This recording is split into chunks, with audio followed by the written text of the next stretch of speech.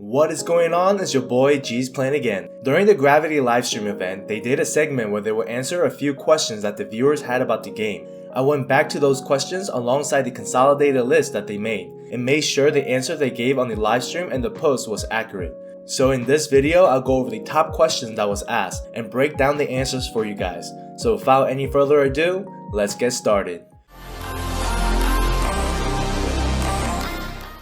The way I'm going to make this video is, I'll have the questions and answers up on the screen and I'll just give you my breakdown of their answers. So let's get straight into the questions. The topic of private server came up a couple times in this broadcast. Gravity is taking legal actions against them for copyright issues and infringing on their intellectual property. They didn't say what will happen to the private server or when this will all go down, but I think they are taking it pretty seriously, and we'll know more about it in the coming months. This was one of the most asked questions from all of you guys and the Koreans as well, but from the looks of it, I don't think Gravity has any plans for a full-on server merge yet. They did say that they are developing different methods to make sure if a server merge does happen, it will happen smoothly, but for now we can only expect cross-server party contents and field contents. Ragnarok Origin has a lot of bugs, some game breaking and some just minor inconvenience. They are aware of those situations and they are planning to make a day where they focus only on bugs in the game. Hopefully they schedule this type of maintenance soon instead of waiting it out. The answer is I don't know. Gravity didn't really mention any new server releases. They just completely ignored that question and answered only the first part. They might release a new server or they might not. But I'm going to be completely honest here. It is highly likely they will every time they do a big update. So please don't ask me when there will be a new server because I really don't know. If you don't like the new change they made where you can't sell MVP cards, you can always make a report about it. But they are currently in the process of making different methods to sell those unwanted MVP cards. So either we can wait and see what type of progress they're going to make, or we can make reports about it and tell them to bring the old system back. Gravity has said in the broadcast that if we have any suggestions on the type of dungeon raids or new instances we want to have, we can report it to them. They did take some consideration with a positive attitude, like the 10-player raid and other stuff. As far as the older headgears that are out of production, Korean players did ask to bring them back in the form of capsules, but Gravity said that they will release something similar to it. The same goes for the other event-only costumes. So the pet system being introduced in the next big update got a lot of players worried that it's another money-grabbing scheme. Gravity mentioned that both free and paying players will have a great chance to obtaining pets, and they'll have a system in place when released. If you remember in the December portion of the roadmap, there was a new job but they didn't tell us exactly what. I think a job level increase or introduction to the third class may be announced then, but I think this job level might have to do something with the December portion of the update. When in April? Just fix it now. Why do you need to make a grand entrance? I guess this is what you can call a never-ending game, but the completion in me wants to keep playing until I hit max level.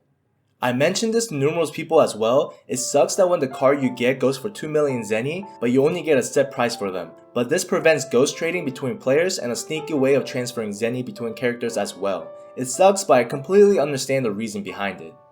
I actually like this update. So there might be a way to change job in the future, but it's through a quest instead of paying for a ticket, which means you probably can only change your job once. In my opinion, this is a great move if they decide to do it like that. Also, we can finally see name changer item in the third quarter.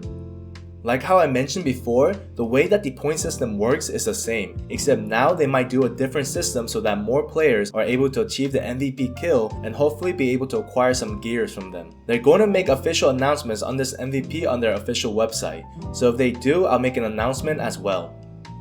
In the very first livestream they said that they'll be revealing the card drop rate probability but has backed out on that promise for over 5 months. But with so many angry players, they will reveal a portion of it in 2 weeks and the rest in June. I feel like they were hiding something and so they were trying to fix it as fast as possible before revealing it to us. But that's a story for another time.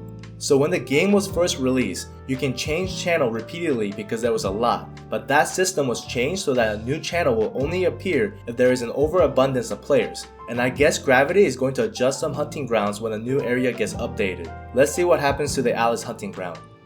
Now there are some other questions like a few class balance questions and stuff, but 90% of those answers provided by Gravity were all basically, we will discuss it. And since those questions aren't really being answered, I decided to just not include them. One thing I will add is the question about shared storage. Gravity said that they are discussing it but only allowing certain items to be shared and not all. They also mentioned that this isn't confirmed but still in the very early stages of discussion. If you would like to check out the whole Q&A session, I'll provide a link for you in the description. But I hope this Q&A session helped clear some misunderstanding or provided you with good information. I did cross-reference these answers with the actual live stream, so the answers I provided you is accurate. So if you enjoyed this video and got some useful information out of it, I would really appreciate it if you could subscribe to the channel and give this video a like. I'll continue to do my best in providing you with the best source of news about Ragnarok Origin, so hopefully I won't disappoint you guys. But thank you for always supporting me and taking the time out of your day to watch my videos. I hope you're staying safe, have a great weekend, and I'll see you next time.